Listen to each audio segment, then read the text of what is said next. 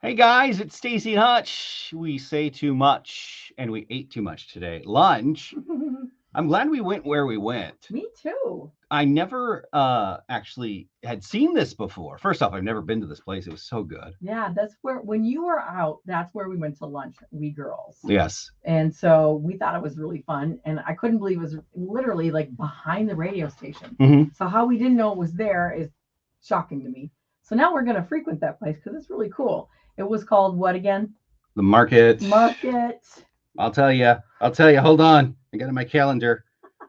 We're really good at this. Yes. The market at Malcolm Yards. Yes, market at Malcolm Yards. And you can get all these different things. Like today I got pizza. Last time I was there, I think I got empanadas. So there's lots of different choices. And so I go to get some napkins. Hold on. Before you start the story. Yes. We should tell people we're in studio. Oh, yeah. We're hardly in studio. So if we're looking at each other and not looking at the camera like we normally do, right, that's why. And I know we said we never knew in studio, but this was a special thing that happened today. Very special. And it was last minute. And we're like, we got to get these people on. We got to talk to them. So that's why we may look weird. Yeah. Because we're staring at each other in the same room. Anyway, right. Staci gets napkins. I don't. Look at the camera, but I know. Okay. So anyway, so I went to get napkins and I see these little square pictures and I'm like, what is that? So I look at it and it says, hoping to adopt on it. So it looked like this. I'm like, what is that? Well, how weird. So I picked it up and I look at it and I'm like, well, that's incredibly sweet. This couple is looking to adopt a baby. And so they're just leaving this card around. And I'm like, that is like, what a great idea. But it made me sad that you have to sort of like go, hey, who wants to give me a baby? Yeah. Anyone? And I thought, well, let's help them out. So we both took pictures and of this card and then we posted it on our Instagram and we're like, how else can we help these people get a baby? Well, you know what I got mad at first though? What's that? I'm like, oh, they're so good looking. Oh, I know. It is kind of annoying. I'm like, gross. I'm like, she's probably going to make homemade granola and probably going to sing you to sleep. And he's probably like, hey, son, let's make some chicken. I'm like, he's like out chopping wood. Yep. And like going to have a fire. And... yeah. He's like, he'll teach you how to hit a baseball. Yeah. Like perfect parent. I know. And I'm like, they deserve one. Oh. But you know what happened is that we were talking about it during lunch and after lunch. And I actually was like, you know what? Let's just get them on the podcast because we had something back out today or whatever. We had nothing to do. Right. And our podcast airs soon.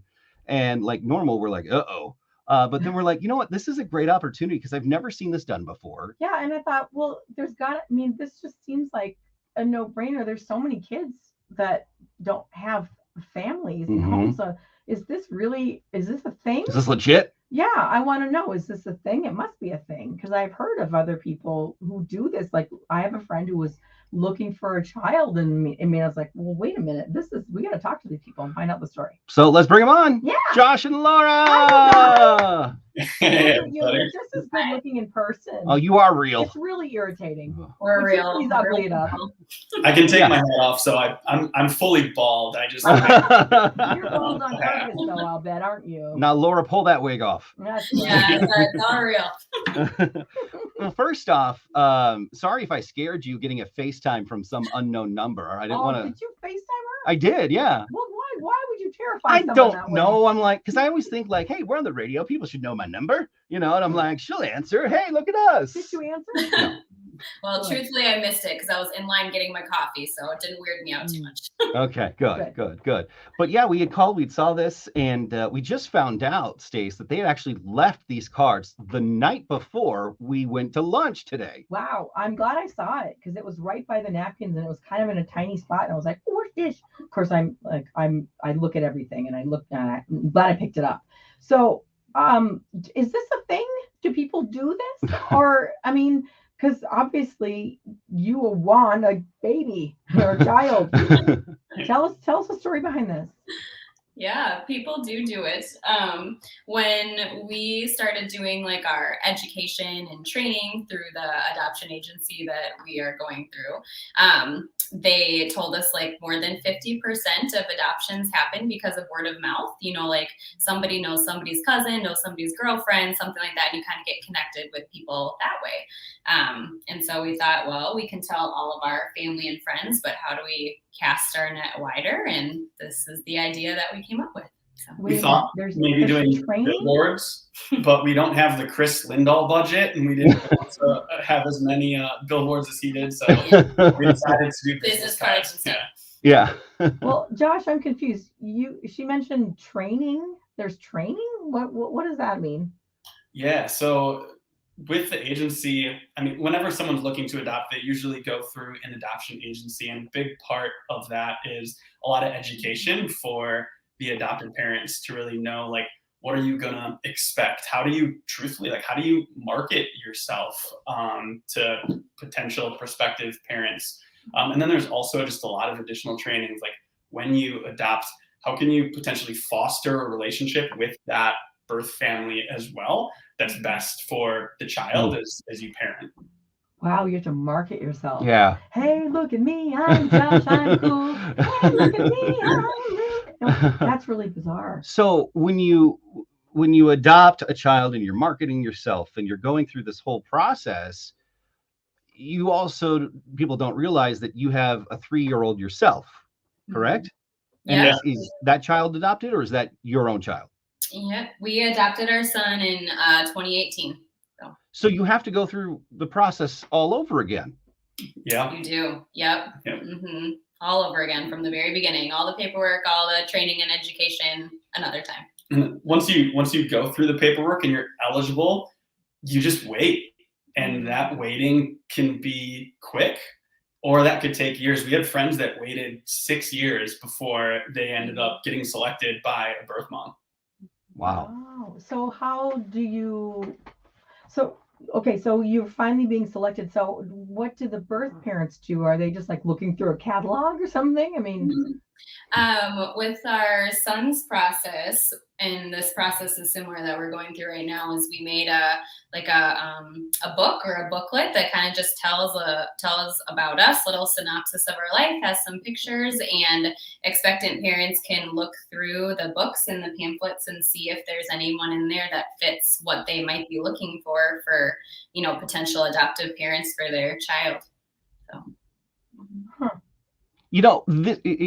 It's such a, I mean, for someone like myself who was lucky enough to be able to have his wife conceive a baby, it seems just like a strange process. But for you guys, you've already done it once. Is it difficult? Is it easy because you've already done it? What's the process like for you guys the second time? I think it depends on the day, to be quite frank. Like, adoption is something that we always wanted to do. Like, even before I dated Laura, I thought adopting would be super cool. She thought the same thing. So part of us was like, hey, this is great. Little did we know that, we'd have some infertility issues. So through the first adoption, we just had the pain so desperately of like wanting to be parents. So I think that was really hard for us. Made the wait very difficult. Yeah. With the busyness of a 3.5-year-old, he takes a lot of distraction away from the pain of waiting. But it can be a lot. It can be pretty raw as well, creating a book about yourself and then being like, I really hope somebody likes this. Please love us. We want to love you. Yeah. That's hard. Yeah. I bet you get your heart broken too. I mean, have there been times where you've been like, someone wants to meet you and then they didn't choose you and you're like, what went wrong? What did we do? I mean, that's gotta be terrible.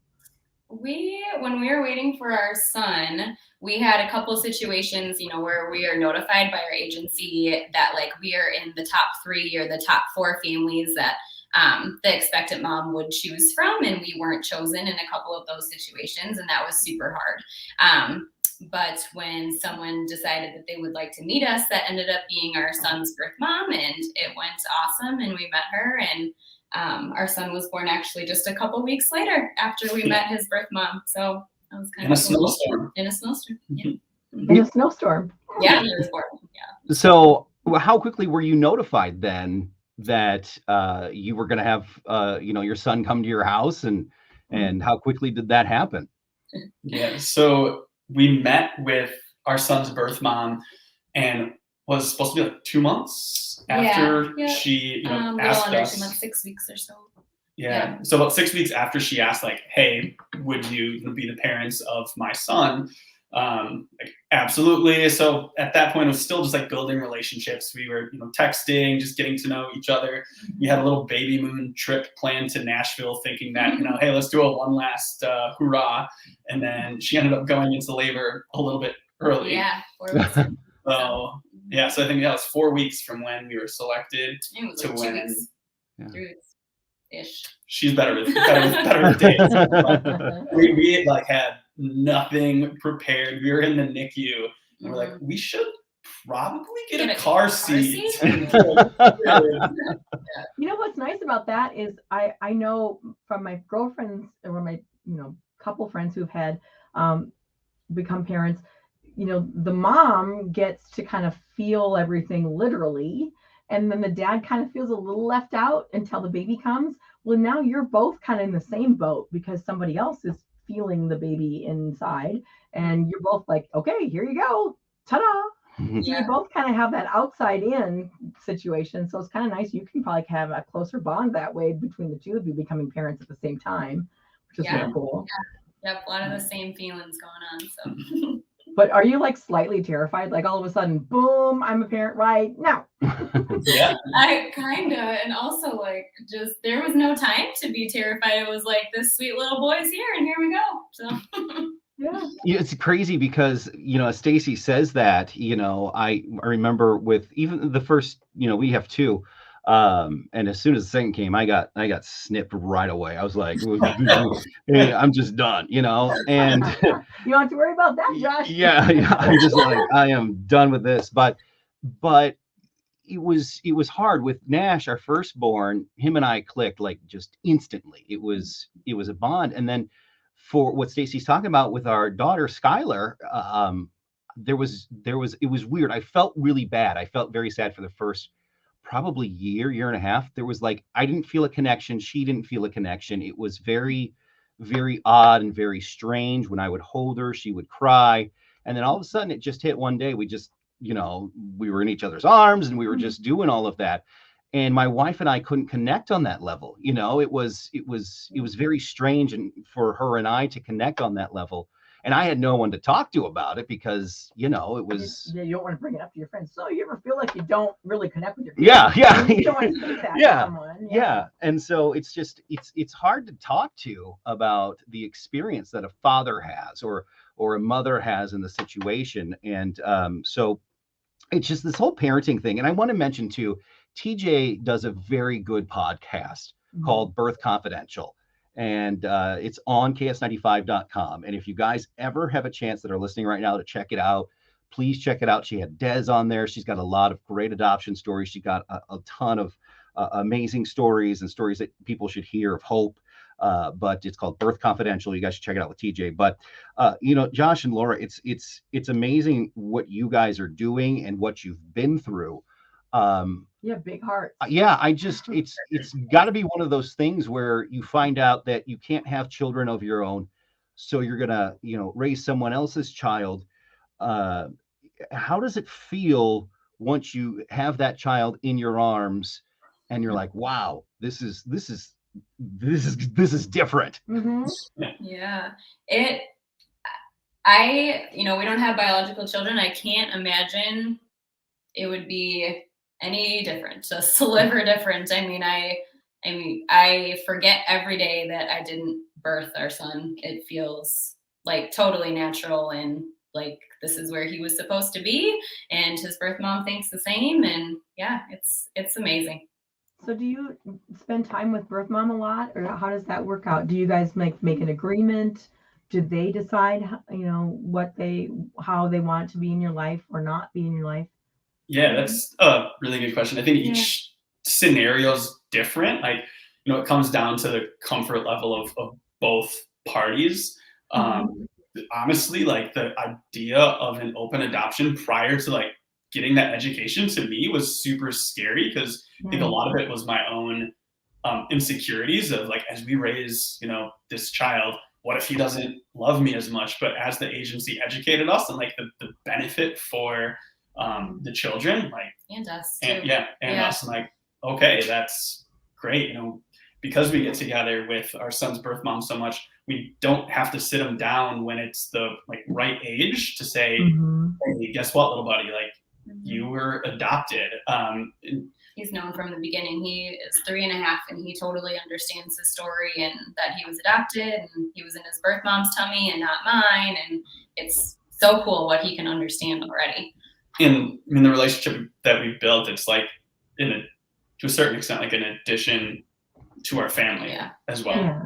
So you adopted her too, kind of in a way. Yeah. But do you fear that maybe someone's going to change their mind, or not you guys, obviously, but are you fearing that maybe she'd be like, I'm going to change my mind, I want to keep him or her or whoever? Is that a fear in your back of your mind? Because that would be mine. There's always that fear, right? Not anymore. There's something called it's like technical terms. There's something called a legal risk period after the baby is born, where even after birth mom signs like legal parental rights away to the adoptive parents, there is a period where she can change her mind. So of course that was anxiety. There was some anxiety there.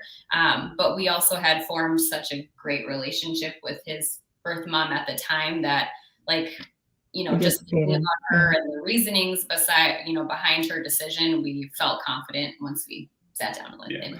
It seems like if anyone's making this decision, the comfort between you and the birth parents has to be completely thought out. The relationship has to be very much compatible, and that's where that marketing, it's such a weird term to say when you're trying to find the right relationship, but that's where that really has to come in. It has to be